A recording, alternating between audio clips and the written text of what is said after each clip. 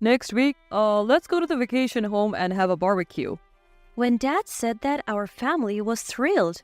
The vacation home is an hour-and-a-half drive away. I always enjoyed the drive there, and going to the vacation home was always something to look forward to. People might think we're rich when I mention the vacation home, but my parents bought it during the so-called bubble era. I don't know much about it, but apparently back then it wasn't just the rich who bought vacation homes. It was common even among ordinary people. Dad, let's go fishing. Going fishing with Dad in the nearby river was a tradition when we went to the vacation home. Meanwhile, Mom and Melissa would play in the river or relax at the vacation home. This vacation home, which our family often visited, was filled with memories. I remember the time I drove my parents there as an adult. They were both moved. But then, Mom passed away from illness, and 3 years later, Dad followed her. They were a loving couple, so I think they must be living happily together in heaven. With that thought, I am riding my motorcycle to the vacation home after a long time. My name is Casey. I am a 30-year-old clerical worker. I love motorcycles, and since getting my license, I often go touring. It's definitely influenced by my father. People say it's a masculine hobby, but I like what I like. I am enjoying my life now and not actively looking for a boyfriend or husband. I hope to find a good partner eventually, but I'm not actively looking right now. Melissa, who is 6 years older, got married before Mom passed away and is now a mother of 2. We used to be close, but I don't get along with Lucas, so we hardly see each other. Lucas, 3 years older than Melissa, started a business and he often belittles me for being just a clerical worker in a small company. So I avoid him as much as possible. If you start a business, you're the president, whether you have 1 employee or 100. President is president. Whether it's pride or something else, I often hear him say, "I am the president." Well, it doesn't matter to me. But then, something happened that I couldn't ignore. It was about 6 months before my father passed away. His chronic illness worsened and he was hospitalized. Living close to my parents' house, I often visited and watched over my father. I was estranged from Melissa and her husband at the time, but I felt it would be unfair to my father not to tell Melissa if something happened, so I told her the situation. The hospital was about a 30-minute drive from Melissa's house. I thought she would come to visit, but she never did, saying it was too hard to bring the 2 kids. I never heard from my father that Melissa had come, so she probably didn't. Lucas is head over heels for Melissa, and he has spoiled and flattered her since they were dating. And Melissa has come to think that's normal and her attitude towards others has changed. In a word, she's lost her compassion. When she got married, I think she stopped thinking of us as family. "My new family is my family," she declared. Probably she found our parents who would scold her for being selfish annoying. Living a life spoiled by Lucas, who would let her do anything, I didn't want to be involved with Melissa and her husband, and I have hardly been in touch with them since Melissa's wedding. Yet the moment I informed them of my father's death, Melissa and her husband started to cozy up to me. At the funeral, Melissa whispered in my ear, "Hey, how much is the inheritance?" What? Is this the place to talk about that? I couldn't believe my ears, but Melissa's eyes were serious. Lucas, sitting next to her, was looking at me too. "I'll sort it out later, so I don't know the details, but I don't think it's a significant amount." I had planned to pay for my father's hospital bills, but he insisted on using his savings, so we used what he had saved for the hospital expenses. Even after the funeral, I was busy greeting relatives and funeral home staff, but Melissa and her family were relaxing as if it were someone else's business. And as I passed by Melissa, she and her husband said, "Hey, can we go home now?" Sure enough, Melissa had changed. The old Melissa loved her father and would never have behaved this way at his funeral. She would have been sobbing, but this is how it is now. I became sad. "Hey, we can't leave until we have settled the inheritance," Lucas said, laughing. I was angered by his words and raised my voice without thinking. "So we can't talk about the inheritance now? Please go home. Thank you for coming today." Those were not words to say to Melissa and her husband. I knew it, but I didn't want to think of them as family. The funeral ended and I slept for a night, but I was so sad about various things that I jumped on my motorcycle and ended up at the vacation home. What should I do with this vacation home? It's also part of the inheritance. I was troubled. Then Melissa called me. When I answered the phone, Melissa suddenly said something outrageous. "Hey, Casey, re-announce the inheritance." What? So that's how it is?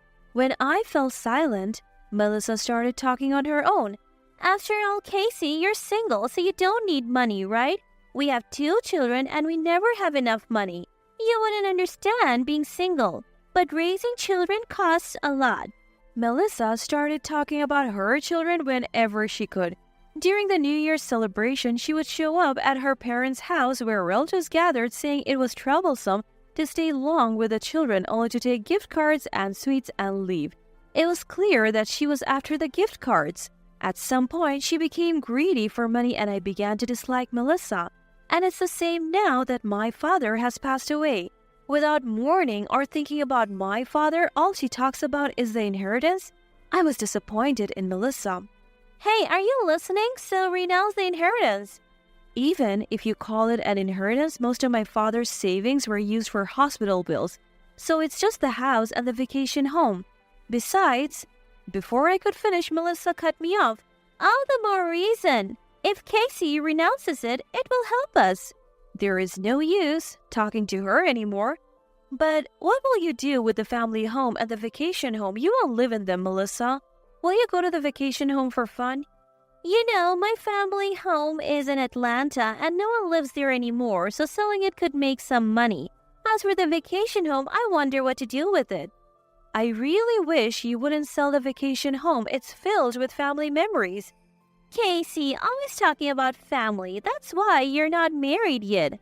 I was irritated by those words, but I somehow held back and continued.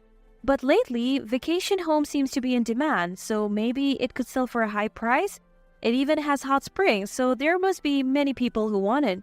"Really? So if we sell that vacation home, we'll be rich?" I could picture Melissa's excited face. I thought for a moment and decided to renounce the inheritance, but with one condition. "Hey, how about you prepare the memorial service, Melissa? And if you plan to sell the house, use that money for the preparation." "A memorial service? Oh, well, okay.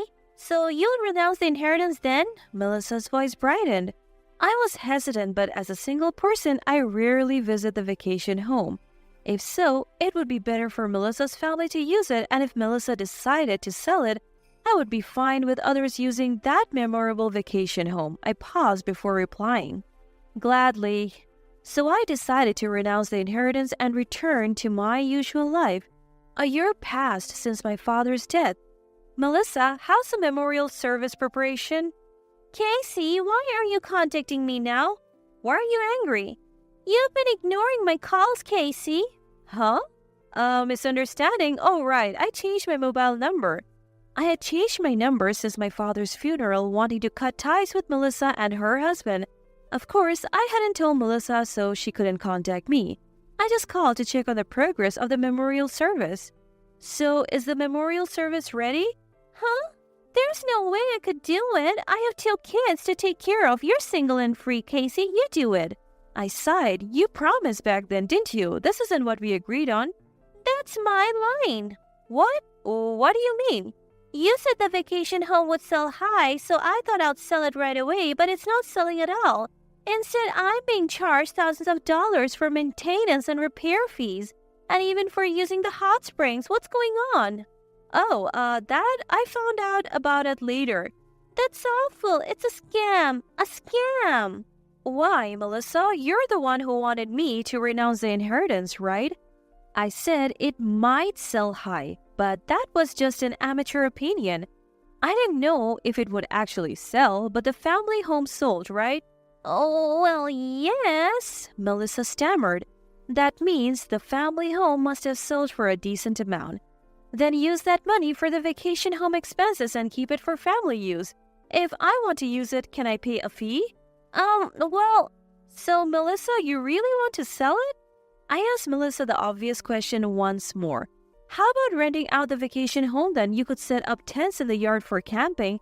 Camping seems to be trendy, and you could keep the hot springs and turn the rest into a campground." Of course, I'm just an amateur, so maybe consult with a real estate agent? Melissa's voice brightened noticeably. That's an idea. I hadn't thought of that. By the way, I can arrange the memorial service if you will pay the cost as promised. If you don't pay, then transfer the rights to the vacation home to me. I don't really expect her to transfer the rights to me now, but I had to say it this way, or Melissa seemed likely to break her promise. Melissa, who thinks she found a use for the vacation home, obviously had no intention of giving it up. As expected, she nodded. Well, I guess so. The vacation home seems to be working out, so I'll cover the costs. Then I'll arrange it. Once the amount is settled, transfer the money to my account first. Understood. The memorial service went smoothly. Of course, I made sure to get the money in advance so there was no loss. After the memorial service, Melissa said, I'm glad Dad left us the vacation home. Our dreams are expanding. Lucas chimed in, our future is secure now. I'm grateful to father-in-law. He never showed any gratitude before, but he says it now. I didn't want to be involved anymore, so I handled the conversation firmly and left quickly. 3 months later, my mobile phone rang. Casey, you lied again. What now? What's the problem? The vacation home. Melissa was furious and kept talking. You said to rent it out, but no one wants it. And when I asked about turning it into a campground, they said tents are prohibited on that land. Now I'm just losing money. What are you going to do about it? Wow, that's tough. I didn't know that. I listened to Melissa's anger and nodded. It's not just tough, it's your fault, Casey. Why is it my fault? You were the one who got greedy and wanted to renounce the inheritance. If we had properly divided inheritance, I would have researched and considered selling or managing it, but it's yours, Melissa, so it's not my place to interfere. Since Melissa kept ranting about fraud and demanding I do something, I interrupted her. Besides, you have the money from selling the family home, right? It's not fair to take what you want and push off what's a burden. That money's long gone. What? I couldn't help but let out a stunned voice. Lucas failed in his business. Now we are in debt. The company of a man who always boasted about being a CEO and having business acumen went bankrupt? I couldn't help but laugh. That's really tough. I said the words, but I couldn't stop laughing. Hey, what are you laughing at? We have 2 kids, you know. Both of your kids are already in middle school, right? The older one is about to be a high school student. High school students can work part-time. And if the family pulls together, you can quickly handle that amount of debt. Well, if Melissa and Lucas can humble themselves and ask for help, that is. What? Casey, you're single. You can't understand what it's like to have a family. Sure. That was true until recently. What? Oh, I got married. My partner is a business trader. A business trader? Casey, where did you find such a wealthy person? Well, I think he earns more than our peers. He's a fellow motorcycle enthusiast. Melissa, you always told me to stop riding or I would miss my chance to marry, but I got married safely. I'll be a mother next year. What? So, just like Melissa, I'll be focusing on my new family. Please don't contact me anymore. Bye. I cheerfully hung up on the phone. I met my husband shortly after my father's death, and we hit it off right away.